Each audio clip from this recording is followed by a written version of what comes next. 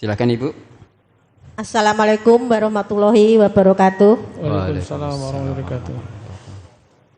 Terima kasih atas waktunya. Pertanyaan saya kami tujukan kepada Dr. Ja'far. Diperkenalkan dulu Ibu. Nama saya Ibu Giono dari Wonogiri. Sebenarnya pertanyaan ini saya tanyakan akad pagi kemarin, tetapi mic saya nggak bunyi, dokter. Saya tanyakan sekarang.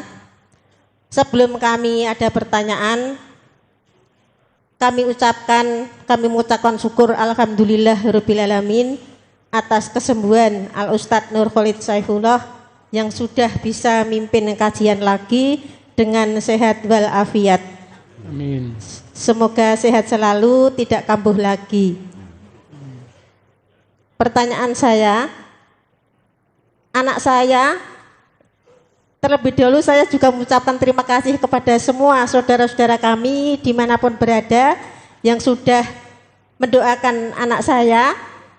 Meskipun belum 100% sehat, kami mengucapkan banyak terima kasih. Semoga semua saudara-saudara kami dimanapun berada juga selalu diberi sehat walafiat selalu. Amin. Pertanyaan saya kepada kesehatan anak saya, sebenarnya masih saya rebuskan itu temulawak, kunyit, madu. Tapi malah ini tuh kalau buat kerja cuma nyapu gitu, badannya itu bilang capek sekali dan bilang masih lemas gitu. Apa mungkin ada obat herbal yang ditambahkan, Dok? Dan yang kedua, kalau mau minum jamu rebusan itu apa lebih baik perutnya itu dengan keadaan kosong? Dan yang kedua,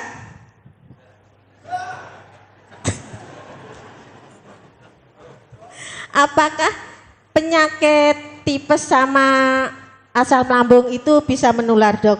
Soalnya waktu anak saya pulang dari rumah sakit, jarak 5 hari itu gantian cucu saya yang sakitnya sama. Juga masuk rumah sakit, juga tipes sama asam lambung. Apa itu bisa menular? Dan ini ada titipan, kalau ngerebus kunyit temulawak itu apa boleh dicampur dengan daun salam? Dan kalau batuk alergi itu obat herbalnya apa, Dok? Itu aja, terima kasih atas jawabannya. Assalamualaikum warahmatullahi wabarakatuh. Waalaikumsalam. Ini ada yang mau nyambung, Dok. Monggo. Nanti dulu Ibu, nanti. Ya, nanti Ibu. Monggo Ustaz. Ustaz Ja'far, monggo. Baik, Bu Giono yang ada di Wonogiri. Yang pertama, putranya dulu pernah sakit tipes, habis rawat inap. Tetap kami sarankan nanti memang kalau memang belum sembuh sempurna, itu tetap kontrol ke dokter. Ya. Karena tipes ini harus tuntas. Dan penyakit tipes itu riwin istilahnya, riwin. Ya. Harus tuntas. Nanti tetap periksa ke dokter. Nah sekarang ini masih lemah. Untuk nyapu saja masih lemas. Nah ini kan masih tahap pemulihan. Jadi belum sembuh total. Nah makanya nanti tetap makan yang dianjurkan. Ya, yang sering kita sampaikan. Yang pertama high fiber, seratnya harus tinggi. Kemudian yang kedua low karbo, rendah karbo. Kemudian yang ketiga low fat, yang rendah lemak itu tetap dijalankan. Ya, kalau makan 1 piring itu ya sayurnya separuh, nasinya 1/4 dan lauknya 1/4. Nah, itu tetap nanti konsultasi kepada dokter yang merawat. Sementara untuk makanan yang sulit dicerna dihindari dulu. Makan makanan yang berbahan dari ketan. Dari ketan itu sulit dicerna, ya. Berbahan bersumber dari ketan. Ya, mungkin jadah, lemper, onde-onde, wajik, tape ketan. Dihindari dulu. Gandos, ya, termasuk gandos. Terus pertanyaan yang kedua, untuk untuk minum ramuan, ya termasuk tadi temulawak, jahe kunyit, itu baiknya apakah dalam perut kosong atau ya setelah makan. Ya memang dua-duanya bagus, tinggal tergantung penyakitnya. Kalau ini penyakit tipes, ya itu paling bagus ya setelah makan dulu. Ya setelah makan, dan nanti baru minum ramuan yang direbus tadi, temulawak, jahe, ya kunyit mungkin ditambah madu.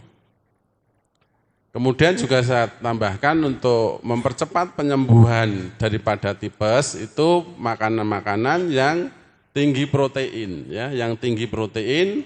Nah, protein ini salah satu fungsinya untuk regenerasi sel, untuk mengatur, kemudian juga untuk mengembangkan daripada sel.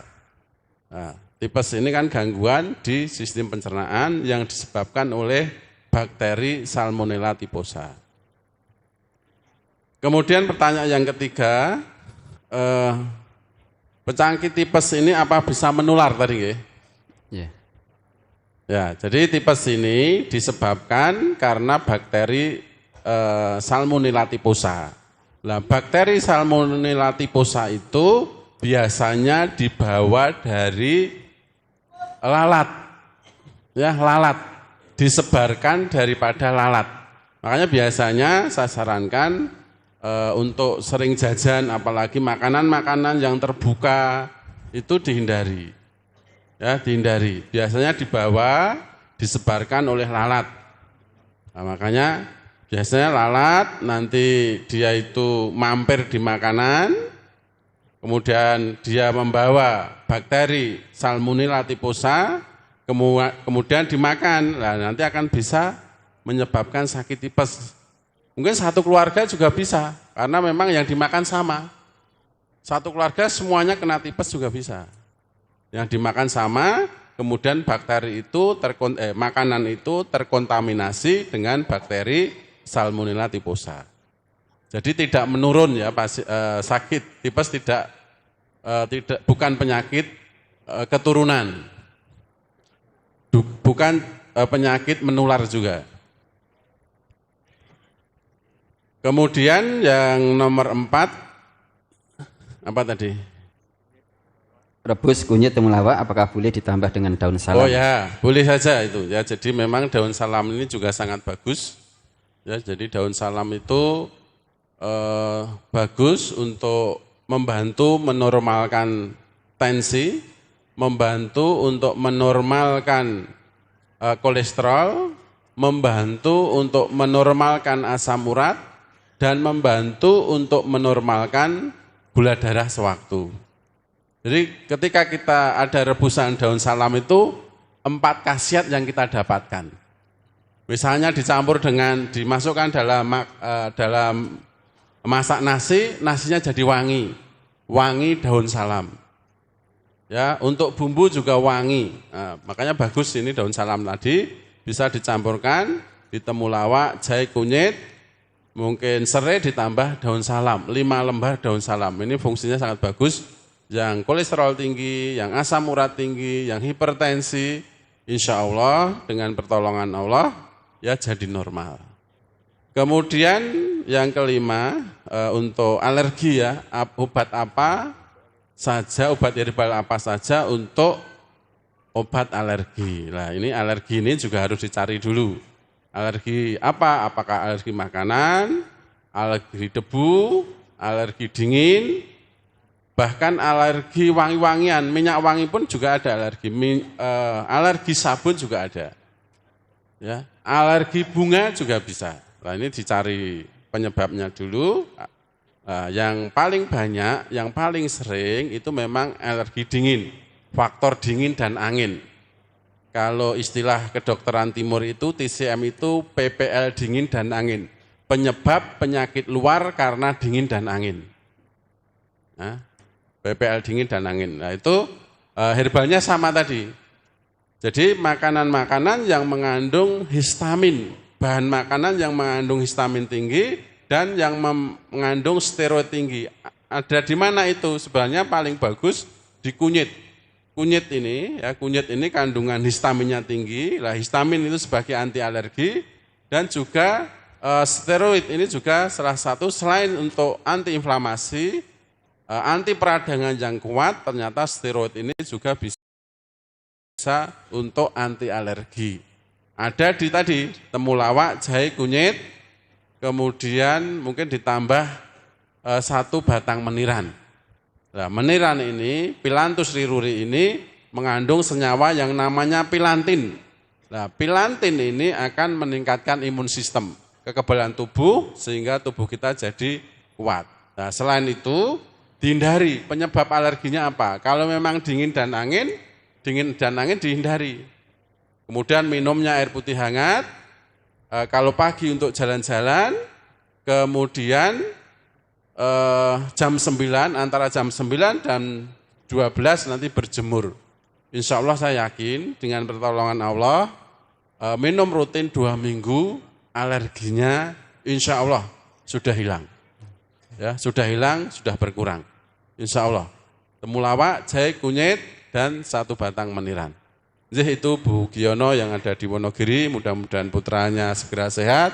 Amin. Sehat yang tidak kambuh lagi dengan pertolongan Allah Subhanahu wa taala. Amin ya. Terima kasih.